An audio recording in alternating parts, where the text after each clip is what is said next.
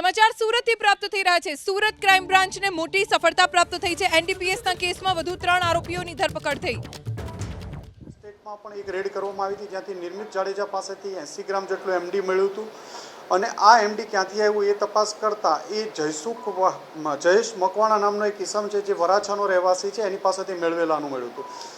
એની તપાસ કરતા પીઆઈ જયનંદ ગોસ્વામી અને એની ટીમ દ્વારા એક બાગમેન ઉપરથી જયેશ મકવાણાને પકડી પાડવામાં આવ્યો હતો અને એની પાસેથી ફર્ધર 23 ગ્રામ જેટલું એમડીનું મળી આવ્યું હતું જે બાબતે કાપોદ્રા પોલીસ સ્ટેશન ગુનો દાખલ કરવામાં આવ્યો હતો।